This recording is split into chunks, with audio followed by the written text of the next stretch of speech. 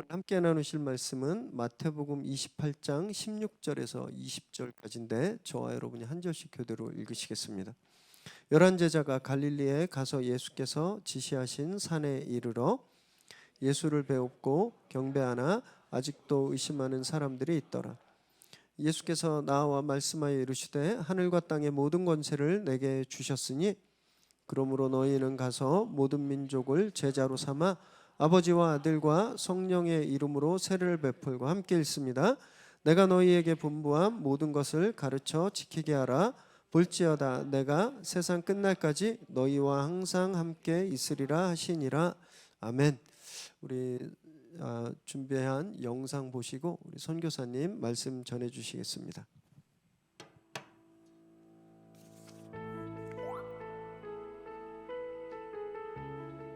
정신건강의학과에서 심리상담사로 일했습니다. 카페를 운영하였습니다. 그래픽 디자이너였습니다. 홈패션 가게를 운영했습니다.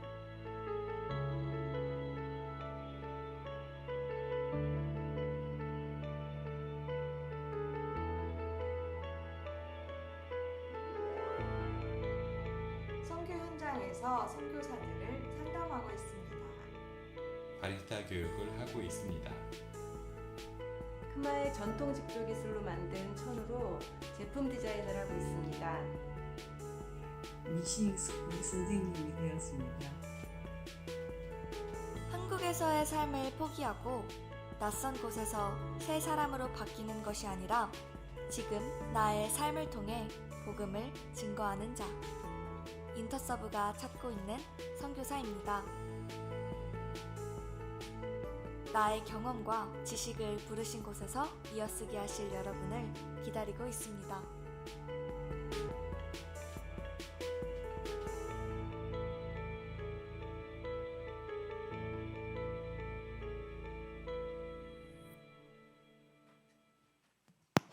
네, 안녕하세요.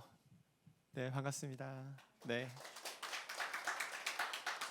함께 예배할 수 있어서 참 기쁩니다. 찬양팀이 참 좋은데요. 그리고 오늘 또 제가 부르고 싶었던 찬양이 딱 나와가지고 너무 잘 됐다.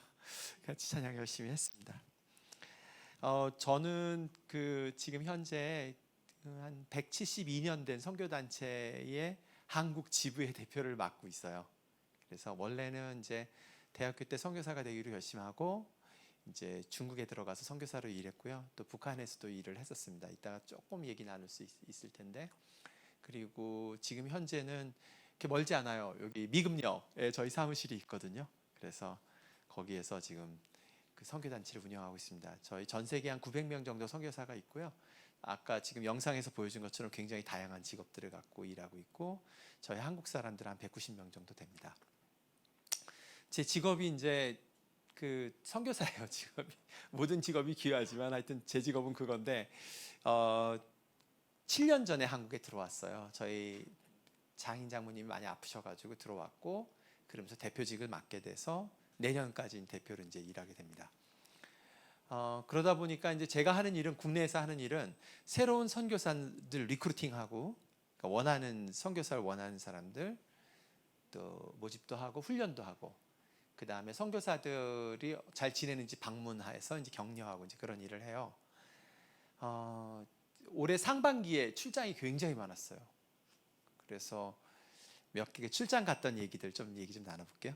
화면 좀 보여주세요. 예, 제가 4월 달이죠. 4월 달에 방문했던 곳인데요. 북아프리카의 투니지라는 곳하고 이집트를 방문을 했었습니다. 근데 이제 그 기간이 마침 그 이슬람의 라마단이라고 하는 절기가 딱 시작되는 전날 들어가서 보름 정도 있었어요. 그래서 라마단 기간에 그전에도 방문하면 라마단 기간은 방문을 했었는데, 시작하고서 2주를 내내 그 사람들하고 같이 생활해 보긴 처음이었던 것 같아요. 혹시 라마단 뭔지 아세요? 들어보셨어요? 네, 이게 이제 이슬람이란 종교가 유대교에서 나왔어요. 그래서 우리한테는 먼 종교가 아닙니다. 구약을 읽으면 이슬람을 이해하기가 굉장히 좋은데, 저희 대부분의 선교사들은 저희는 어디에서 일하냐 하면은 아랍하고 아시아에서만 일해요. 그래서 한 저희 선교사들이 절반 정도가 무슬림권에서 일하는 것 같아요. 나머지가 불교랑 힌두권에서 일하는데, 그러니까 뭐 익숙하죠. 우리가 구약 성경을 읽으면 금식하는 게 나오잖아요. 또 신약을 읽어봐도 예수님이 정기적으로 금식하셨던 것을 알 수가 있는데, 이슬람은 사실은 구약을 이렇게 유대교의 깊은 영향을 받은 종교거든요. 그러니까 일종의 이렇게 신천지 같은 거, 한 7세기쯤 나온 유대교 신천지라고 생각하시면 돼요. 훨씬 쉽게 만들고 대중적으로 만들어 사람들을 모은 종교라고 생각하면 됩니다. 그래서 이제 구약에 있는 그 무슬림들이 지켜야 될 5가지, 평생 해야 될 게 5가지가 있어요. 그 중에 하나가 라마단이에요. 라마단 지키는 거죠. 한 달 동안 이제 금식합니다. 그리고 이제 물도 안 먹어요. 넘겨주세요. 궁금증이 생길 것 같은데. 어떻게 살까요? 물도 안 먹으면. 심한 사람은 침도 안 삼켜요. 침을 뱉어요. 어떻게 살죠? 네, 먹겠죠? 언제 먹을까요? 밤에 정신없이 먹습니다. 이게 이 사람들한테 즐거운 절기예요. 왜냐하면은 그 1년 동안, 우리도 이제 옛날에 제가 중국에 처음 가니까 한 달 동안 춘절을 지내더라고요. 춘절이 뭐냐면 한국 설날, 춘지에, 그래가지고 한 달 동안 진짜 거의 일을 안 해요. 그 당시만 해도 처음 들어갔을 땐 일 안 하고 그동안 쌓아놨던 만두 빚었던 거, 돼지고기 뭐 이런 거 한 달 동안 먹고 방문하고, 직장 가더라도 일찍 끝나고 그러거든요. 거의 비슷한 분위기예요. 가면은 그 기간이 딱 되면은 학교도 일찍 끝나요. 그 직장도 별로 직장에서 어렵게 안 해요. 그래서 한 늦게 출근하고 9시쯤 출근해서 3시면 끝나요. 그리고 쫙 돌아오면서 이제 아빠들이 이제 빵이랑 먹을 걸 사가지고 집에 가서 해가 지기 전에 이제 다 같이 모스크에 가요. 그래서 이렇게 절을 합니다. 모두 다 가는 건 아니고 경건한 사람들은 가요. 그러면 그거 끝나고 나면 모스크 안에서 이제 맛있는 음식을 이제 먹죠. 맛있는 음식은 아니고 가난한 사람들 자카트라 그래가지고 조금 이렇게 밥이랑 이런 걸 줘요. 먹고 그다음 집에 오죠. 그 집에 오면 또 먹어요. 또 먹던지, 아니면 이제 보통 사람들 집에서 먹던지, 아니면 넘겨줘 보세요. 이게 이제 이집트에 갔을 때인데, 이집트는 이렇게 동네마다 이렇게 모스크가 있어요. 이 기도탑이죠. 미네럿이라고 그러는데, 기도탑이 있는 데마다 이게 교회예요. 그러니까 지금 딱 컷 하나 찍었는데도 엄청나게 많죠. 그러니까 한국의 교회택이에요. 한국에도 교회 이렇게 여기저기 많잖아요. 그리고 여기는 이제 여기에 늘 모여요. 넘겨주세요. 그래서 다 전장으로 넘겨주세요. 이건 좀 이따 설명드릴게요. 그래가지고 그 시장에 가서도 먹고, 그 다음에 집에서도 먹고, 그 다음에 자기 전에 또 먹어요. 왜냐하면 다음날 못 먹으니까. 그때는 이제 주로 디저트 종류로 엄청나게 단 것들 먹고, 아침에 일찍 일어나요. 언제 일어나면 해 뜨기 직전에 딱 일어나요. 왜? 또 먹으려고. 그래서 먹습니다. 먹고 출근. 그러니까 이제 보통 그 라마단 기간이 지나면 한 2-3kg씩 다 체중들이 들어요. 그러니까 이게 이제 이런 명절이에요. 그러면서 또 그렇다고 이 사람들이 그러면 이거를 그냥 의례식으로 하느냐? 그렇지 않아요. 굉장히 진지합니다. 진지하고 그 기도도 열심히 하죠. 넘겨주세요. 넘겨주세요. 이 친구들은 이제 제가 사진은 다 찍진 않았는데 하이민의 집인데, 작년에 이제 한 1년 반 됐죠. 선교사로 나간 지. 남편은 원래 학원 강사였어요. 일타 강사. 그리고 부인은 울산 합창단 소프라노 있었는데, 이제 선교사로 오랫동안 생각을 했다가 드디어 가게 됐어요. 그래서 아빠는 지금 엄마 아빠는 다 언어 배우고 있고, 아빠는 아마도 한국어과 교수로 들어갈 것 같고, 엄마는 거기 있는 이집트 예술가들이랑 모임을 정기적으로 가져요. 그래서 같이 합창도 하고 공연도 하고 뭐 그런 일들 하고 있어요. 근데 1년 반이 지나고 나서 이 친구들이 좀 고민이 생겼는데, 어떤 고민이 생겼냐면은 이사 가는 문제 때문에 좀 고민이 생겼어요. 어디로 이사 갈까? 자꾸 1년 언어 배우고 나서 이사를 가려고 찾아보니까 괜찮은 집이 하나 나왔는데, 그 집이 모스크 앞에 딱 있는 거예요. 모스크 앞에 바로 보여요. 아파트인데. 근데 이제 거기가 목도 좋고 그래서 거기 들어갔어요. 애기 학교 보내기도 좋고 그 아랍 학교가 좋은 학교 그래서 거기가 돼가지고 이제 갔는데 선배 선교사들이 전화 걸려오는 거죠. 뭐 우리 단체 선교사들은 아니고 동네 선교사들이 전화가 와서 야, 너 왜 거기다 집을 잡았냐. 염려들을 하고 있는 거예요. 왜 염려를 할까? 일단 시끄러워요. 하루에 5번 기도하거든요. 그러면 이제 새벽 5시가 되면 이제 알라 아크바라 하면서 그 동네 그 할아버지 목사님이 이제 창을 하거든요. 기도콜이에요, 기도콜. 하나님은 위대하시고 한 분밖에 없으신 분이시다. 뭐 그런 걸 이제 쭉 외치거든요. 시끄럽고요, 첫째는. 그리고 이제 금요일 날 돼가지고 설교도 하거든요. 그럼 설교 소리 다 들리고 이제 이러니까 이제 그것도 있었지만 염려를 하는 분들은 왜 염려를 했냐면 영적 공격이 있을 거다. 너 거기 가면 잠도 잘 못 잘 거고 꿈자리도 사납고 하는 일도 안 될 것이다. 어떻게들 생각하세요? 이런 얘기가 심심치 않게 있어요. 라마단도 마찬가지입니다. 라마단 한 달 동안 이슬람들이 다 같이 모여서 무슬림들이 다 같이 모여서 전 세계에서 14억이 기도하고 있는 거거든요. 14억에서 15억이. 기독교에도 그런 행사가 없잖아요. 그러니까 이제 어떤 사람들은 그런 얘기를 해요. 이 라마단 기간이 되면 머리가 아프다.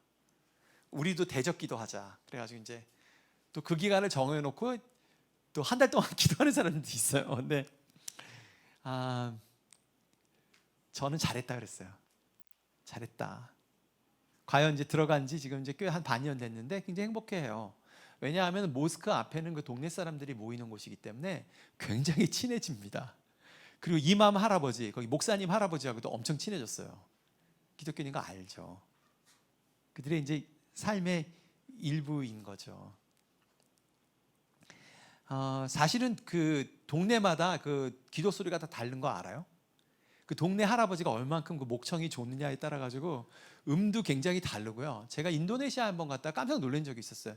인도네시아 가서 이제 그때도 라마단 때였는데 이제 딱 저녁 때가 새벽에는 늘 깨다가 이제 시작됐구나. 잠이 들고 이제 낮에는 잘 안 들리다가 오후 5시가 되면 또 들리거든요. 저녁이 딱 될 때쯤에 알라 아크바라고 쫙 하는데 음이 어메이징 그레이스로 하는 거예요.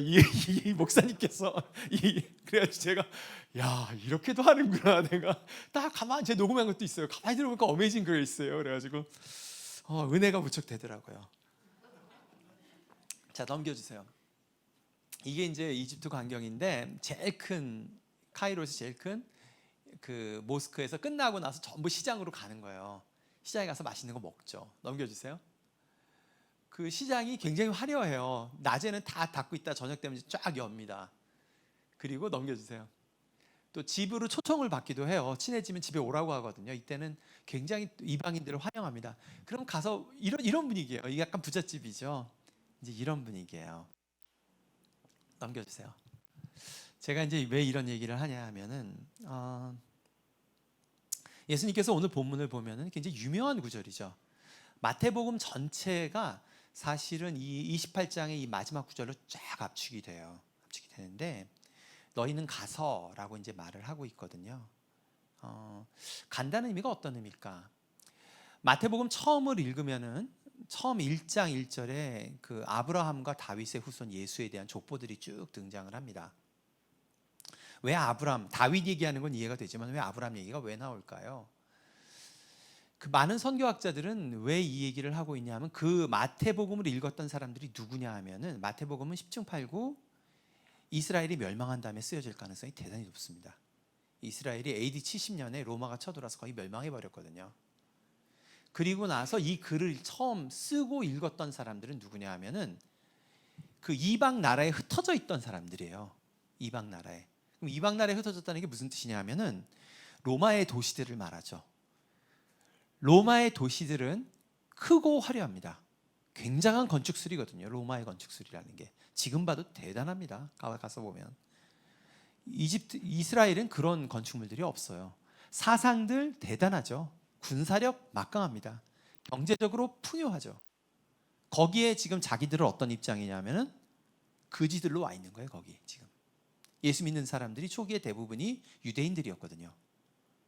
지금 거기에 난민으로 와 있는 거예요. 이민자로 와 있는 거예요. 흩어져 있는 디아스포라 유대인들인 거죠. 그 사람들이요, 모든 민족에게 가서, 지금 그 얘기 예수님이 하시잖아요. 지금 그 얘기가 너희들 또 어디로 가라 그 얘기가 아니에요. 이 본문이. 그게 아니라 너희들 그 도시에 가 있지. 그 민족들이 너희들보다 크고 화려하고 막강해 보이지. 그리고 심지어는 미워요. 왜냐하면 자기 나라를 멸망시킨 사람들이잖아요. 그렇죠? 근데 예수님 뭐라 그래요? 아니야. 그 사람들 안으로 들어가 라고 얘기를 하는 거죠.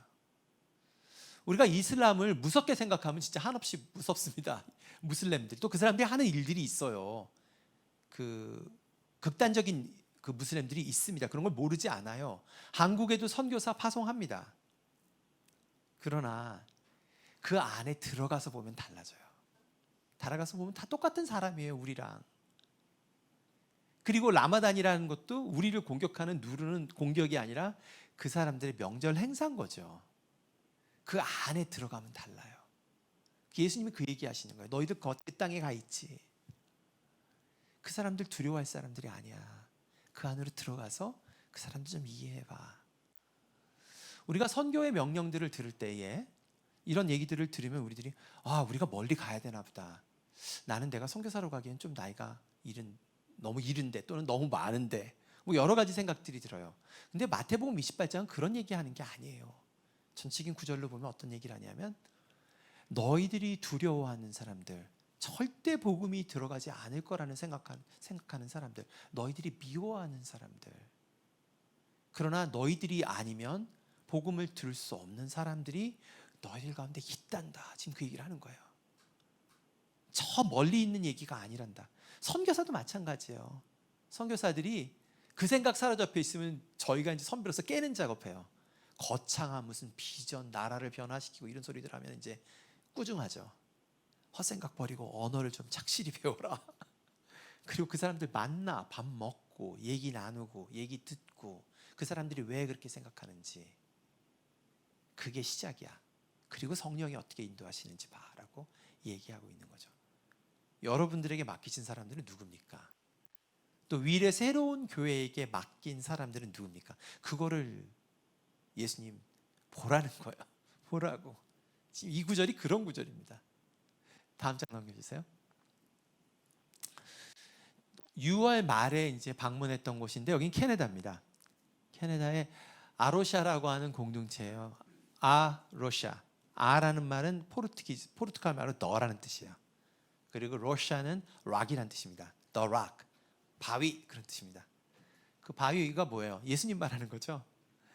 여기는 이제 뭐 하는 데냐 하면은 환경 보호하는 크리스찬들이 모여서 환경 보호하고 있는 전 세계 이 네트워크가 한 20여 개국에 한 50개 공동체가 있어요. 그 중에 한 공동체예요. 거기에 이제 한 100년 된 집이 있어가지고 저희들이 여기 방문했고 이 집을 하나 다 빌렸어요. 그래서 넘겨주세요. 근데 여기서는 어떤 일을 하냐면 이 친구들이 세 가지 일을 하는데, 하나는 거기 한 50명 정도의 크리스찬들이 있어요. 하나는 과학적 연구들을 해요. 과학자들이 한 3분의 1 정도 돼요. 그래서 그 친구들은 여기가 그 캐나다의 브리티시 콜럼비아 밴쿠버에 있어요. 근데 밴쿠버 태평양에서 바다가 들어오는 조그만 그 강들이, 연어가 올라오는 강이 14개가 있는데 그 중에 한 강이 여기로 흘러가요. 조그만 강이에요. 근데 가을이 되면은 그 연어들이 올라옵니다. 관광을 가려면 이런 데로 가시면 제가 소개해 드릴게요. 한 일주일 동안 가 계세요. 엄청 좋습니다. 9월 달에 연어 올라오는 거 좀 보시면 굉장히 힐링이 있을 거라 생각합니다. 하여튼 그래서 그 연구들을 하는 과학자들이 붙어 있어요. 제가 갔을 때도 코넬에서 박사학위 한 친구들이 가정에 와가지고 막 그 연구들을 하고 있다고요.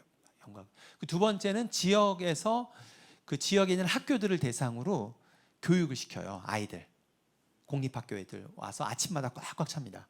그러면 이제 직접 채집도 해보고 왜 환경을 돌봐야 되는지 그런 거 그 교육하고, 세 번째는 거기에 한 20에이커, 그러니까 축구장 한 20개 정도 되는 밭이 있어요. 거기에서 이제 유기농을 합니다. 지역하고 같이 연결해서 하고 있는데 그런 일들을 하고 있는 공동체예요. 넘겨주세요. 이런 일들이 전 세계에서 한 50군데에서 진행되고 있어요. 진행되고 있는데 너무 좋았죠. 저희는 가서. 근데 그 일을 처음 시작한 사람들은 선교사들이에요. 그 피터 해리스하고 미란다 해리스라고 하는 영국 성공의 선교사들인데 이 사람들이 처음 포르투갈에 선교를 하러 간 거예요. 그런데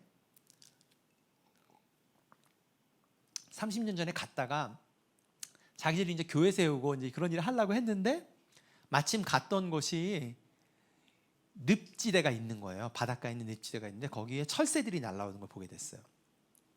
그러니까 이제 겨울에 추워지면 북유럽에 있던 영국에 있던 철새들이 북아프리카로 이동하는데 거기 멈췄다가 가는 거예요. 힘드니까. 근데 거기가 너무 오염이 돼가지고 새들이 계속 죽어가는 거예요. 그래서 이 부부가 새들을 연구하기 시작했어요. 앉아가지고 새 이름 적고 몇 마리가 있고 원래 과학자들은 아니지만 그 일을 시작을 했거든요. 근데 그 일을 시작하니까 이제 교단 측에서 이제 그 안 좋은 소식이 들려왔어요. 야, 너희들 선교사들이 가서 웬 새를 이렇게 연구하고 있냐? 너 그렇게 하지 않으면 너 그거 계속할 거면 선교사로서 후원할 수 없다. 이렇게 얘기가 와서 고민을 하고 있었는데 그 당시 영국 성공회에 보다 복음에 대해서 선교에 대해서 훨씬 깊게 보는 리더가 한 사람이 있었는데 그 사람이 존 스타트였어요. 존 스타트 목사님 혹시 들어보셨나요? 아는 분은 알겠지만 그분이 이제 지지를 해주면서 이분들이 10년 동안 했던 일이 새 연구하는 일을 했어요. 그 교회 개척하는 게 아니라 했는데 그 소식이 10년쯤 지나면서 알려지기 시작한 거죠. 그리고 기독교인 청년들 중에는 이것 때문에 마음이 힘들었던 청년들이 있었던 거예요. 뭐냐면 왜 신앙은 자연을 돌보는 거랑 관련이 없을까? 오히려 어떤 신앙 그룹들은 심지어는 이 지구는 다 불타서 없어질 거니까 환경 보호할 필요 없다. 이런 얘기하는 사람들도 있어요. 네, 몇 명 만나봤습니다. 이제 그런 얘기들을 하면서 신앙을 잃었던 청년들이 여기 몰려들기 시작했어요. 같이 살기 시작했고 또 비기독교인들도 찾아오기 시작했습니다. 왜냐하면 비기독교인들로서 환경운동을 하게 되면은 분노들이 쌓이게 돼요. 그게 무슨 뜻이냐 하면은 우리가 그 옳고 그른 일에 대해서 특별히 사회적인 문제에 대해서 정말 옳음을 생각하고 바른 것을 생각하면 분노가 쌓입니다. 관심을 끊어버리면 아무 상관없어요. 나는 그냥 나는 그런 문제는 관심 없어. 나는 오로지 감사만 하고 살 거야. 나는 내 가족이 중요해. 그것만 하면 그렇게까지 분노들이 그래도 좀 쉽진 않지만 이 삶이라는 게 만만치 않아서. 근데 이 땅의 문제들, 죄의 문제들, 악의 문제들, 가난한 사람들, 소외된 사람들, 그리고 파괴된 자연 이런 것들 생각을 하고 조금씩 깊이 들어가면 어떤 일들이 생기냐면 그 전체의 문제들의 인간의 이기심들 그리고 구조적인 악들 또 그것들을 통해서 기득권을 누리는 세력들이 또 있거든요. 그런 것들에 대한 분노들이 쌓이는데 그게 해결이 안 되는 거예요.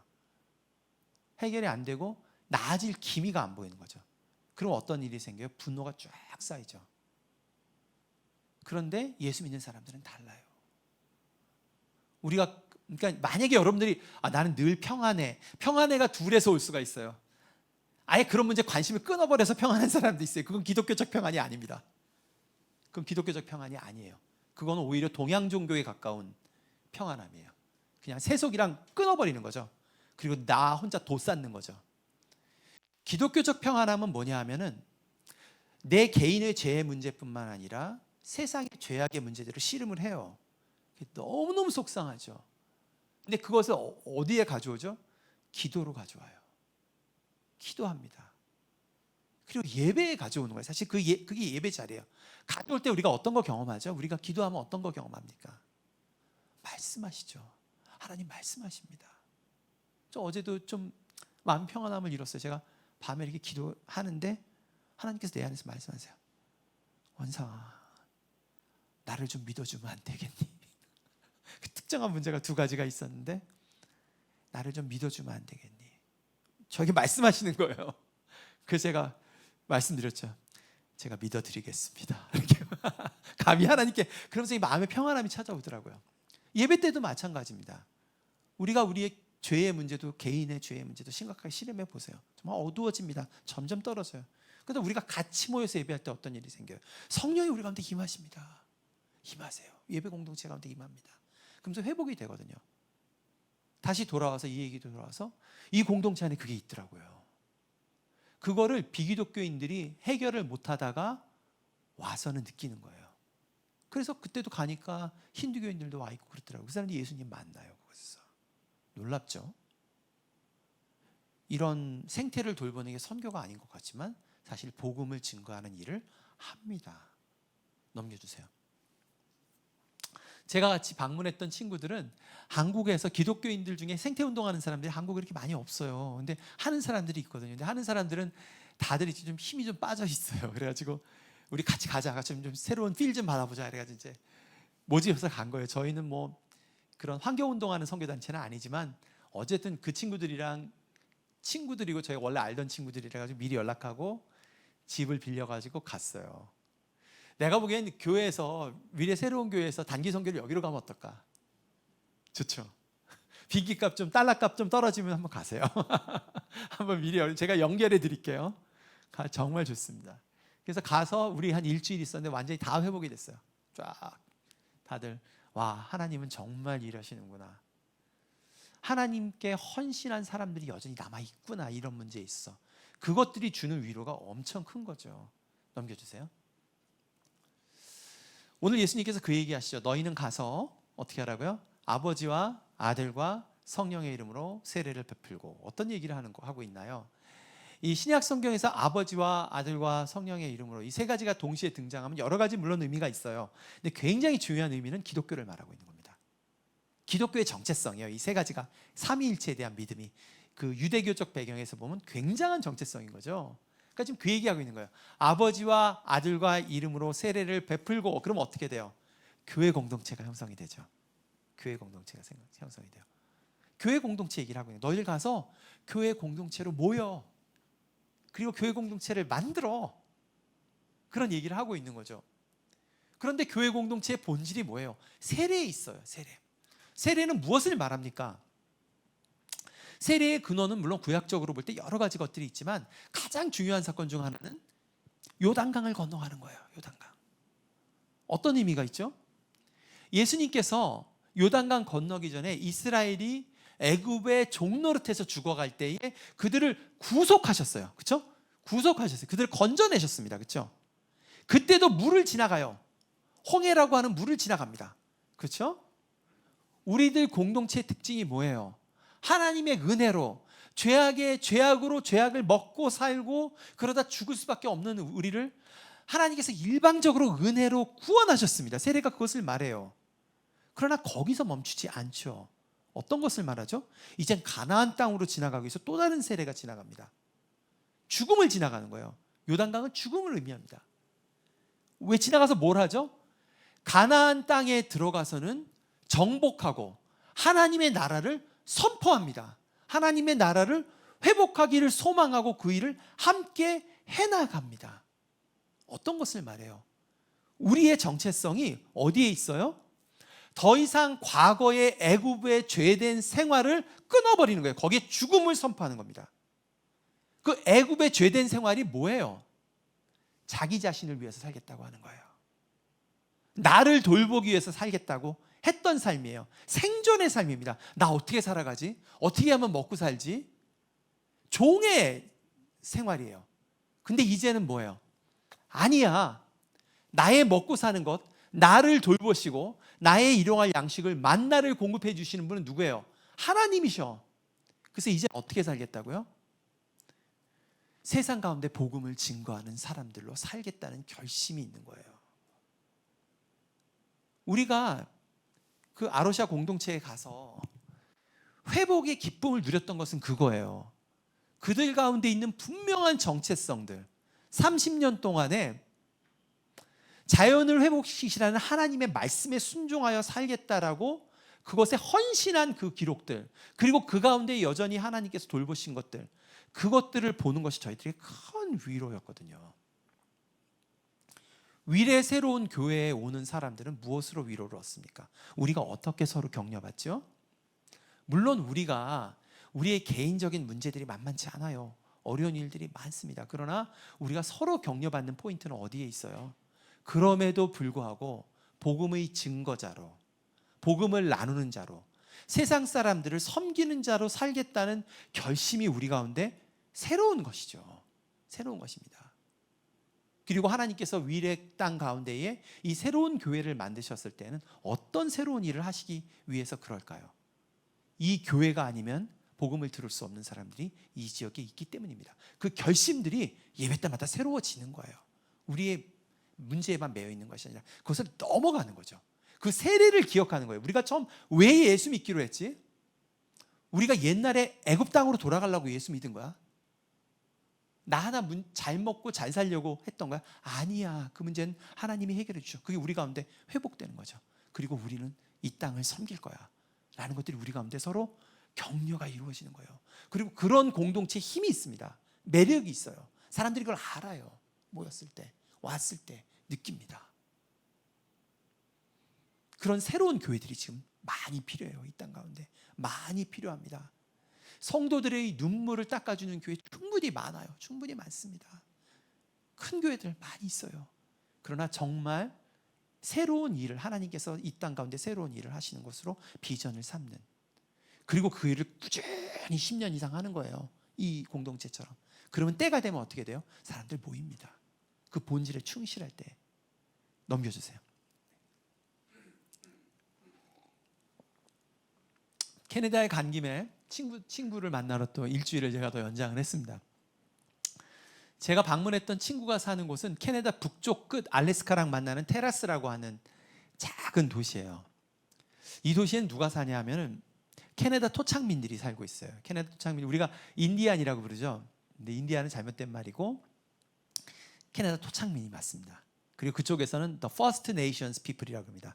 처음 국가를 세웠던 사람들이라고 부르는데 우리랑 인종적으로 굉장히 비슷한 사람들이에요. 거기에 들어가서 이제 일을 하고 있는 친구가 있는데 사실은 이 테라스 지역에 쭉 가면은 대부분이 기독교인들입니다. 이 종교란에 기록을 하라고 그러면 한 40% 50%가 다 기독교인으로 적습니다. 넘겨주세요. 제가 만났던 분은 이제 김준수 장로님이라는 분인데 이분은 원래 강원도 출신이고 집이 가난해서 국가에서 대주는 공업학교를 나왔어요. 대학은 못 갔고. 그런데 한전에 들어가서 일하다가 야간으로 공부해서 학부를 마치고 그 다음에 때가 됐을 때 미국에 있는 공대에 지원을 해가지고 거길 가게 됐어요. 아주 젊었을 때입니다. 지금 연세가 꽤 있으세요. 60대 중반인데.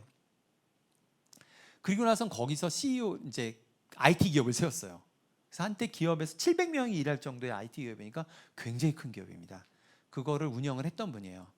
제가 처음 이 장로님을 만났을 때는 2000년대 이제 연변에 있을 때 이분이 중국에 이제 지사를 세우러 왔을 때 만났어요.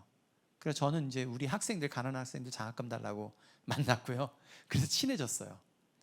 친해졌다가 두 번째 만났을 때는 이분이 2010년 정도였을까요? 2009년, 2010년. 그때 만났는데 그때는 사업을 다 정리를 하셨어요. 50대 중반이었는데 사업을 다 정리하고 엄청난 부자가 됐죠. 자기 기업을 팔고. 그리고 그걸로 가난한 사람들 도와주는 파운데이션, 그레이스 파운데이션 세우고 일들을 하고 있을 때였는데 그때 만났을 때 저한테 골프를 열심히 전도하셨어요. 골프에 빠져가지고 조선교사, 선교사도 골프의 맛을 알아야 돼요. 그래서 저한테 골프를 열심히 전도하셔가지고 제가 그 당시 비즈니스 애드 미션에 대해서 얘기를 하러 갔다가 거의 골프 얘기만 듣고 들어왔던 기억이 있어요. 뉴저지에 갔다가. 그랬는데 2012년쯤일 거예요. 10년 전에 이분 가운데 하나님께서 놀라운 역사가 있으셨어요. 이분이 이제 단기 선교로 아까 말한 테라스 지역에 가서 그 사람들을 만난 거죠. 퍼스트 네이션 토착민들을 만났는데 가서 이분이 마음에 깊이 감동이 있었어요. 왜냐하면 이 토착민들에게 복음이 들어간 지는 굉장히 오래됐어요. 그러나 그 복음의 영향력이 굉장히 약한 거예요. 약하고 대부분이 교회를 안 나올 뿐만 아니라 그것보다 더 심각한 문제는 알코올 중독자들이 굉장히 많고 자살률이 압도적으로 높습니다. 젊은 애들이 굉장히 많이 자살을 해요. 가정들은 파괴돼 있고 그리고 직업은 없고 이제 이런 것들을 보면서 이분이 도전을 받아가지고 거기서 사업을 시작을 했어요. 처음엔 어떤 사업을 했냐면 거기 송이버섯이 나거든요. 가을이 되면 송이버섯이 나는데 송이버섯을 수매해서 좋은 가격에 수매해서 파는 일을 시작을 했고요. 그 일만 할 수가 없으니까 봄에는 이제 고사리, 거기 고사리가 많이 나거든요. 고사리를 수매해서 그거를 가공해서 파는 일들을 시작을 한 거죠. 저는 같이 가서 그 일주일간 열심히 고사리 땄습니다. 고사리가 이만시켜요. 고사리가 원래 색깔이 녹색인 거 아세요? 그게 고동색이 아닙니다. 삶으면 고동색으로 변해요. 근데 그거 살짝 물에 데쳐 먹으면 진짜 맛있습니다. 먹고 뭐 송이버섯으로 샌드위치 먹고 그러면서 일주일 같이 지냈어요. 이 책 되게 좋은 책이에요. 선한 영향력이라는 책인데 이분이 어떻게 회심하고 어떻게 이 사업을 시작했는가. 제가 알기로는 비즈니스 애즈 미션하고 관련돼서 최고의 책입니다. 그래서 이 책 권합니다. 넘겨주세요.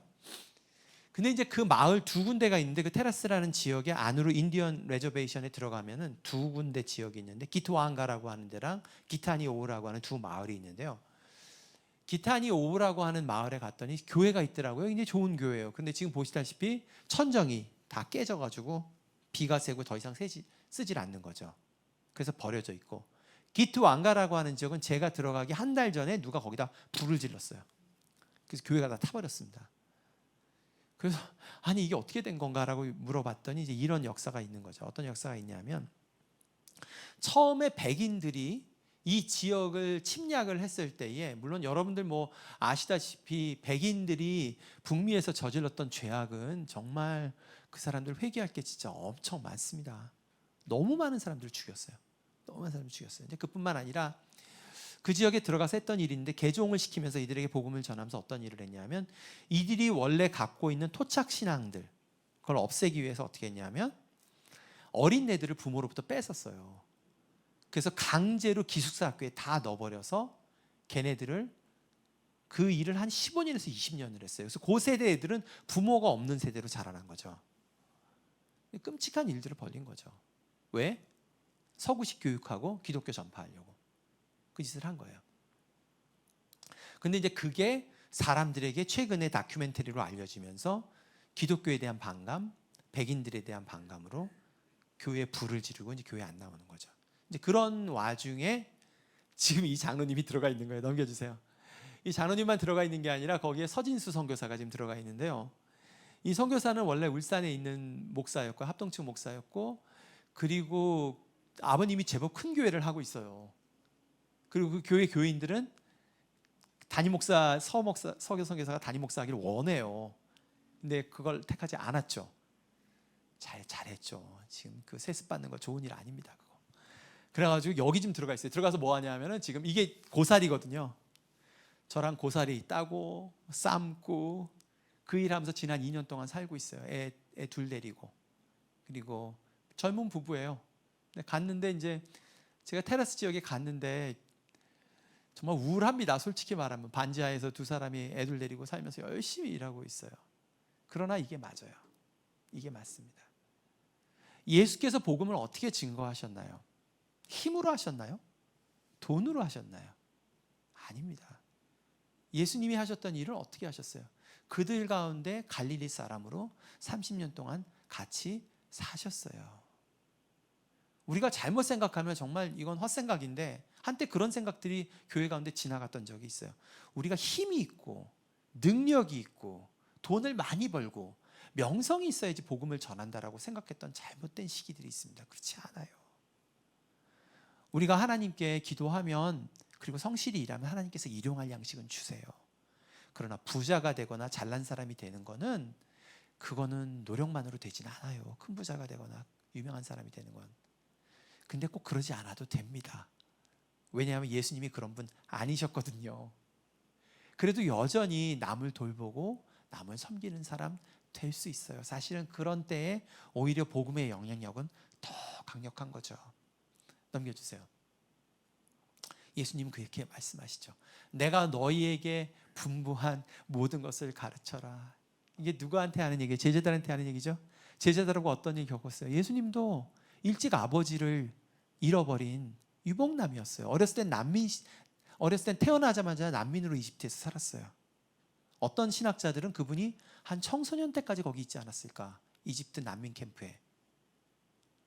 이집트에서 이제 우리나라에서 보는 우리 노동자들인 거예요. 아버지랑 어머니랑 이집트에서 사는 거예요. 이집트 그 당시 강대국이니까. 그리고 돌아와서는 어디에 정착했죠? 나사렛. 나사렛은 날게 뭐가 있어. 신약 성경에 나오잖아요. 그 거지 같은 동네에서 산 거예요. 거기서 만난 친구들이 제자가 된 거죠. 그들하고 먹고 살았습니다. 그리고 그들에게 복음을 전했어요. 그리고 지금 그 얘기를 하는 거예요. 내가 너희들에게 어떻게 복음 전했니? 내가 많은 것을 갖고 했니? 힘을 갖고 했니? 아니지. 내가 있는 것으로 최대한 나누고 너희들도 그렇게 하지 않았니? 그 가운데 하나님의 은혜가 넘치지 않았니? 그곳으로 복음 전해. 너희들이 지금 로마 도시 가운데 있는데 너희들이 로마 사람보다 잘난 게 뭐가 있어? 그 똑똑하고 잘나고 돈 가진 사람들 앞에서 뭐가 있어? 아니야. 여전히 너희들 가운데에 복음을 전할 수 있어. 그 얘기를 하시는 거죠. 넘겨주세요. 제가 오늘 여러분들에게 여러 가지 얘기들을 한 거예요. 한 3가지 정도 사례를 얘기한 거예요. 좀 다르죠? 선교에 대해서 얘기하는 게 좀 다르죠? 제가 여러분들에게 와서 여러분 모두 다 이집트로 갑시다. 물론 이집트로 갈 사람은 저한테 얘기해 주세요. 튀니지를 갈 사람들은 웰컴 하는데 형편이 돼야 가요. 그것도 아무나 가는 게 아닙니다. 시기가 있고 나이가 있고요. 특별히 아이들 나이가 굉장히 중요합니다. 그러나 그렇지 않을지라도 오늘 제가 어떤 얘기하는 거예요. 굉장히 다양한 모습으로 복음을 증거할 수 있는 일들이 있고요. 그 일에 여러분들이 부름받았다는 얘기를 지금 하는 겁니다. 위례의 새로운 교회가 부름받았다는 얘기를 제가 지금 하는 거예요. 선교는 과거에서 얘기했던 것보다 훨씬 더 다양합니다. 훨씬 더 다양합니다. 이런 책들이 2가지 책들을 권해드려요. 하나는 하나님 백성의 선교, 좀 어려운 책입니다. 또 케이프타운 선언 서약이라고 로잔이라고 하는 운동에서 10년 전에 발간한 건데요. 이런 선교의 다양성, 풍성함에 대해서 얘기들을 전하고 있어요. 넘겨주세요. 그러니까 제가 여러분들에게 하려는 얘기가 뭐냐면 이제 이런 얘기들을 해요. 그 과거 지난 300년 동안에 선교라고 하는 말들은 거의 어떤 얘기였냐면 미전도 종족에게 가야 된다, 그런 얘기였어요. 너희들 미전도 종족에게 가야 돼. 복음이 전하지 않은 종족들에게 가야 된다는 말이 굉장히 강조됐었죠. 그리고 저희 단체는 그거 하는 단체예요. 미전도 종족들, 특별히 가장 강성한 미전도 종족들이 있는 아랍하고 아시아만 해요. 저희들 지난 14년 동안 살해당한 선교사가 3입니다. 전체적으로. 정말 어려운 지역들에서 일하고 있어요. 그렇지만 우리가 지난 300년 동안 일했다고 해서 선교가 늘 일했던 것은 아니에요. 넘겨주세요. 우리가 제가 이제 경영학자로서 그림을 그려보면 Y축에다가 하나님이 통치, 선교라는 것은 근본적으로 복음 증거라는 말이랑 다르지 않아요. 복음을 우리가 증거합니다. 어떤 복음을 증거하죠? 물론 개인이 지옥 가지 않고 천국을 간다는 얘기를 할 수도 있어요. 그것도 일부입니다. 그러나 예수님이 전한 복음은 그 얘기가 아니에요. 그 얘기만 있진 않아요. 예수님 뭐라고 그래요? 하나님의 나라가 가까이 왔다라고 말씀하신다고요. 예수님이 전한 복음은 하나님 나라의 통치가 이 땅 가운데 시작되고 때가 되면 완성될 것이라는 얘기를 지금 하고 있는 거죠. 그 하나님의 통치가 어디 가운데 일어날까요? 물론 개인들 가운데도 일어납니다. 미전도 종족 가운데도 일어나요. 그러나 그 이상도 있죠. 경제 가운데도 하나님의 통치가 시작됐어요. 특별히 이 부분은 굉장히 중요합니다. 지금 한국뿐만 아니라 전 세계적인 양극화 문제가 굉장히 심각해요. 경제적 양극화 문제가. 그리고 올해 하반기부터 내년 초까지 이 문제가 굉장히 심각하게 나타날 겁니다. 거의 코로나급의 위기로 다가올 가능성이 많아요. 가난한 사람들 정말 어려워질 겁니다. 이제 보세요. 그리고 부자들은 그 가운데 자산시장에서 많은 것들을 더 많이 사재기 할 거예요. 현금들 준비했다가. 그러면서 양극화 문제가 굉장히 심각해질 겁니다. 그 가운데에 누가 하나님의 경제 원리는 그런 게 아니야. 가난하고 어려운 사람들을 중심으로 우리가 해나가야 돼. 그거 누가 할 수가 있을까요? 그 복음을 증거하는 사람들이 필요합니다. 또 말씀드린 대로 파괴되는 자연과 생태계 가운데에도 자연을 파괴해서 인간들이 잘 되는 것이 하나님의 뜻이 아니야. 우리가 집에서 돌보는 고양이, 강아지, 그리고 뒤뜰의 식물들이 너무너무 하나님이 사랑하는 그 생명이야 라고 누가 그 얘기를 할까요? 많은 아이들이 아픕니다. 선교사로서 가정들을 돌보는데 거의 한 집 건너 한 가정의 아이들이 아픈 것 같아요. 정신적으로. ADHD가 있든지 경계성 질환을 앓든지 이상한 일이에요. 특별히 한국이 아주 심각합니다. 그리고 그 문제는 뭐랑 연결되어 있냐면 교육 문제랑 깊이 연결되어 있어요. 그 가운데에 하나님이 아이들을 돌보는 것은 그런 것이 아니야, 하나님이 원하시는 것은 그런 것이 아니야라고 누가 얘기할 수 있을까요? 이 하나님이 통치를 전해야 될 영역은 너무너무 많은 거예요. 누가 이걸 할 수가 있을까요? 선교사들이 할 수 있을까요? 선교사들 그 중에 일부밖에 못해요. 제가 선교사들하고 비즈니스 하면서 알게 된 거예요. 한 20몇 년을 교육을 시켰거든요. 20년 정도 교육시켰죠. 그리고 제가 내린 결론은 선교사들은 사업하면 안 된다. 필망이다. 아주 그 성공하는 일이 드뭅니다. 왜냐하면 부르심이 달라요. 선교사들은 기본적으로 이 목회자 쪽이에요. 이 양반들은 사람들에게 관심이 아주 많은 사람들입니다. 사람들을 어루만지고 돌보려는 하트가 태어날 때부터 강한 사람들이에요. 근데 사업을 하려면 그러면 안 돼요. 칼 같아야 돼요. 그리고 돈을 좀 사랑해야 됩니다. 너무 많이 사랑하면 안 되지만 어느 정도까지 사랑해야지 이게 됩니다. 앞뒤 대책이 좀 있어줘야 돼요. 근데 그거는 태어날 때부터 다르거든요. 원래부터 타고나기를 좀 꼼꼼하고 미래를 꼼꼼히 계산하는 사람들 종자적으로 다릅니다. 마찬가지로 하나님 우리 전부 다르게 빚으셨거든요. 그래서 넘겨주세요. 이 시대의 선교는 모든 사람들이 필요한 거예요. 어떤 사람은 제가 이제 X축에다 사람들, 제가 아는 사람들 이름 나열했어요. 우리 사라는 원래부터 돈에 관심이 많고 또 아주 새로운 일들 벌리는 걸 좋아해요. 사업하기에 굉장히 적달하죠. 저는 원래부터 제 쌤이라고 적은 게 접니다. 저는 원래 자연 문제에 관심이 많아서 대학교 때부터 손빨래 했어요. 환경 파괴 안 하려고. 우리 애들 태어났을 때도 제가 기저귀를 갖다가 다 빨았습니다. 우리 기학은 지금 이태원에서, 제 동료인데 이태원에서 무슬림들 섬기고 있어요. 무슬림들, 여성들 돌보는, 아이들 돌보는 도서관을 세웠어요. 그래서 그 일들 합니다. 다 우리가 달라요. 다르게 만들어졌고요. 다른 경험했어요. 특별히 우리가 아프고 속상한 경험들을 했던 거 하나님이 놀랍게 쓰십니다. 왜냐하면 그 경험을 해서 그래서만 알 수 있는 사람들이 따로 있어요. 그래서 어쩜 그런 아픔들을 허락하셨을 수도 있습니다. 넘겨주세요. 오늘 그 본문을 읽어보면은 이제 하나님께서 이제 그런 얘기 하시죠. 예수님께서 이제 그런 얘기 하시는 거예요. 하늘과 땅의 모든 권세를 내게 주셨으니 그러므로 너희는 가서 모든 민족을 제자로 삼아 아버지와 아들과 성령의 이름으로 세례를 베풀고 내가 너희에게 분부한 모든 것을 가르쳐 지키게 하여라. 볼지어다 내가 세상 끝날까지 너희와 항상 함께 있으리라. 이렇게 말씀하십니다. 여기에서 굉장히 주목해야 될 것 중에 하나는 이제 지금 제가 설명 가운데 있는 건 설명드렸어요. 어떤 일을 해야 되는지, 그렇죠? 이해들이 되시죠? 선교가 여러분들하고 멀지 않은데요. 정말 기억해야 될 것 중에 하나는 제일 앞에 한 말하고 제일 끝에 한 말입니다. 이게 사실은 짝을 이뤄요. 하늘과 땅의 모든 권세를 내게 주셨다. 그리고 그런 내가 세상 끝날까지 너희와 항상 함께 있으리라. 이거를 기억할 필요가 있어요. 그 예수께서, 부활하신 예수께서 나와 우리 교회와 함께 하시는구나. 함께 하시는구나.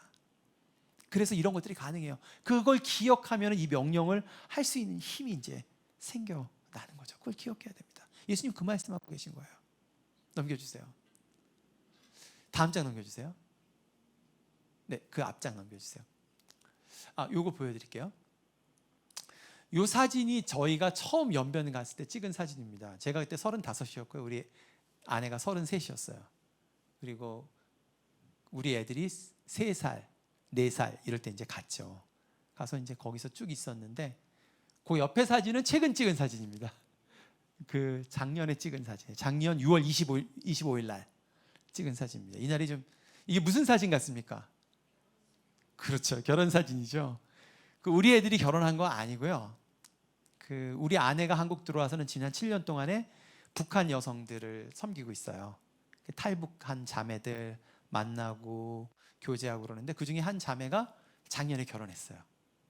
처음 만났을 때 이 자매는 거의 죽어가고 있었어요. 진짜 몸이 다 망가졌었어요.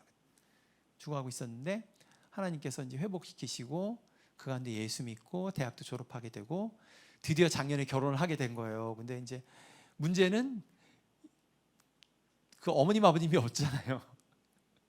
그래서 우리가 그 장인 장모로 그날 선 거예요.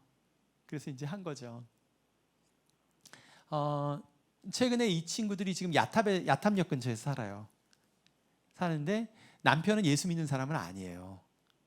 그래가지고 이제 제가 다음 주부터 이 친구랑 성역 공부하기로 했습니다. 저녁에 모여서 성역 공부하는 거예요. 왜냐하면 복음 증거하는 거 해야죠.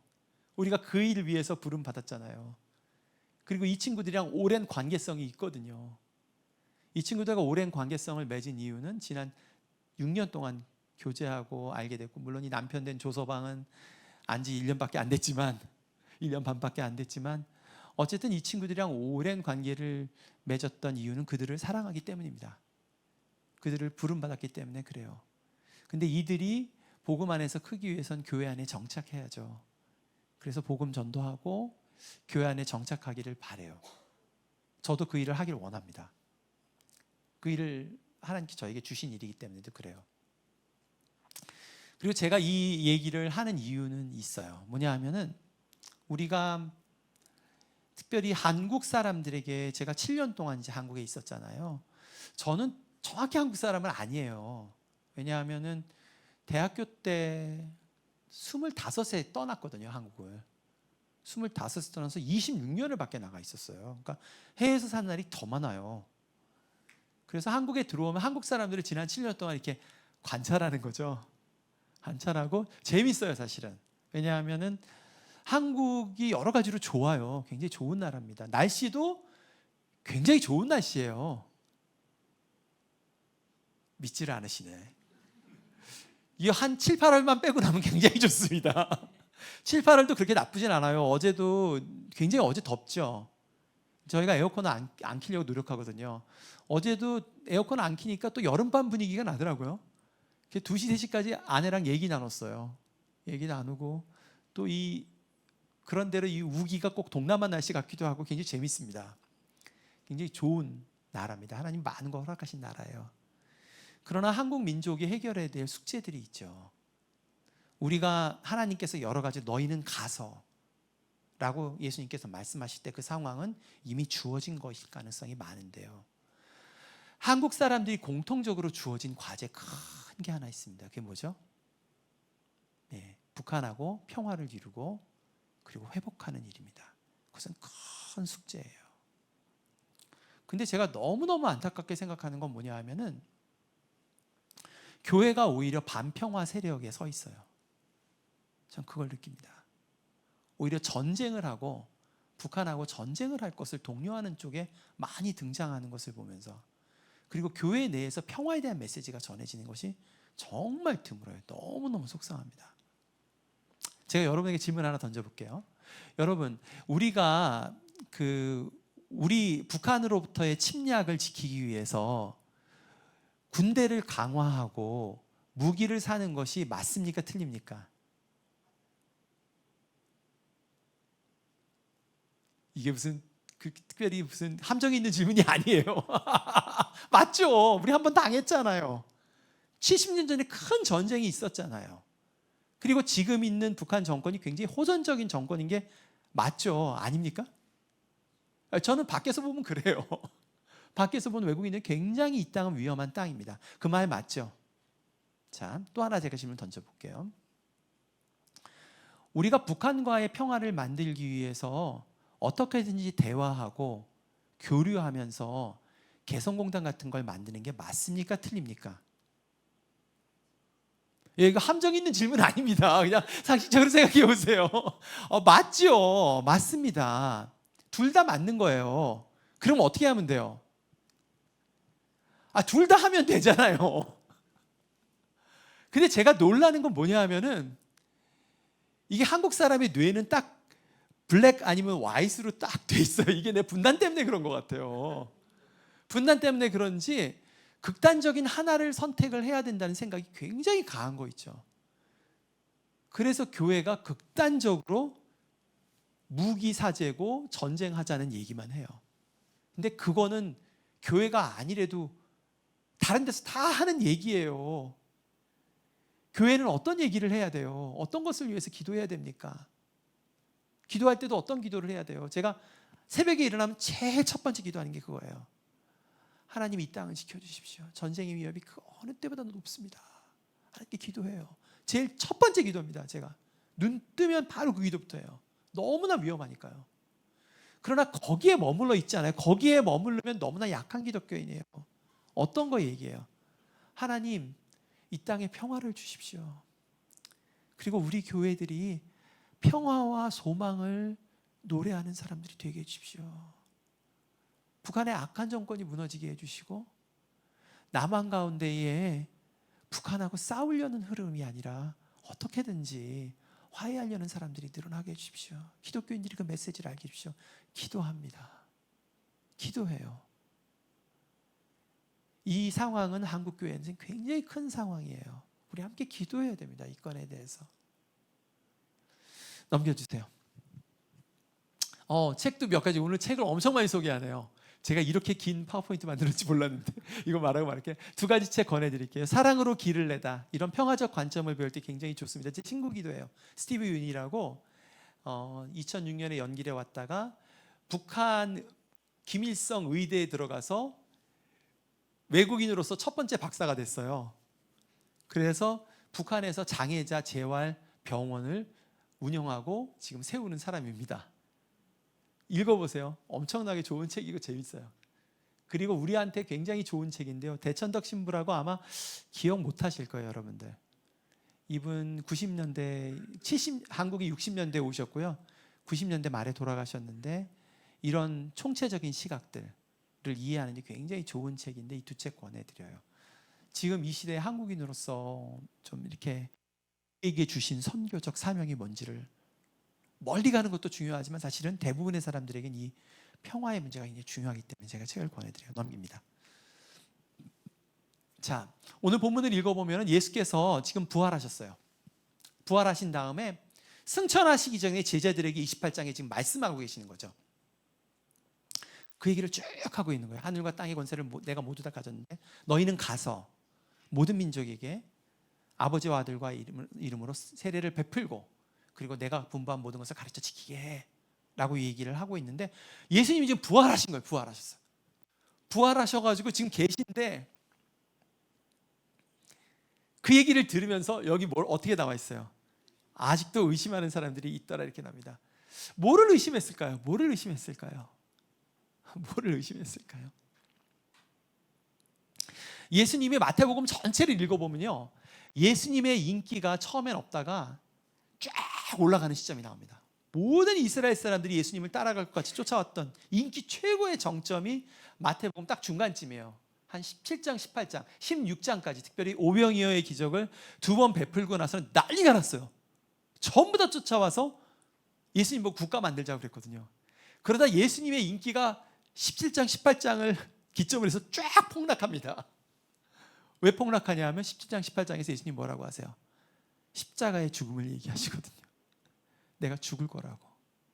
예루살렘에서 죽을 거라고. 제자들이 쫙 썰물처럼 빠져나갑니다. 뭐를 의심을 했을까요?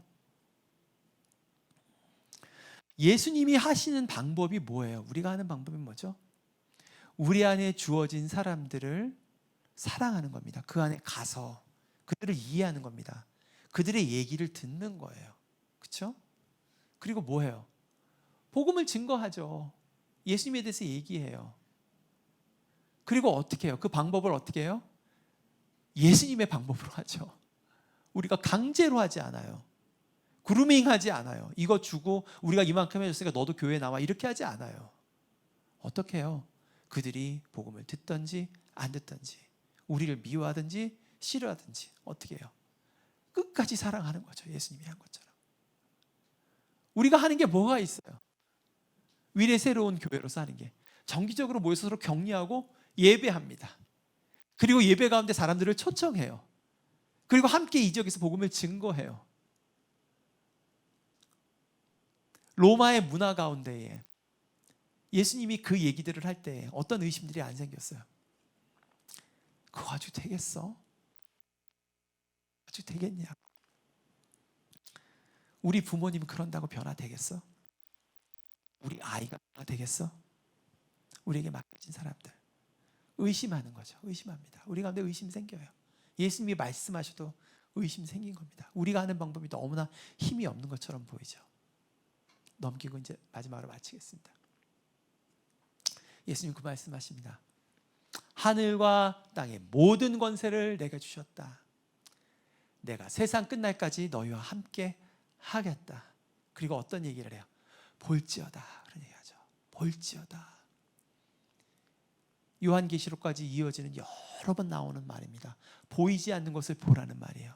이두 헬라어로 그렇게 되는데 볼지어다. 뭐를 보는 거죠?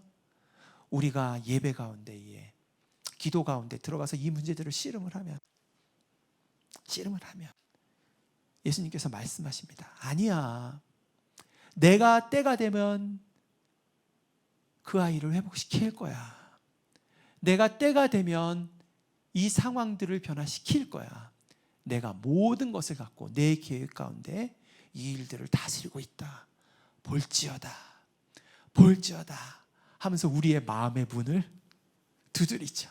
볼지어다. 볼지어다. 내가 문 밖에 서서 너의 마음을 두드리느니 누구든지 그 마음을 열면 내가 들어가서 그와 함께 먹고 마시리라. 그게 우리 얘기하는 거예요. 기독교인들에게 하는 말입니다. 볼지어다. 볼지어다. 그 예수께서 여러분들을 찾아오셔서 여러분들의 영혼을 새롭게 하시고 그 소망을 새롭게 하시며 그 선교적 사명들을 새롭게 하시기를 축복합니다. 우리 잠깐 함께 기도합시다. 네.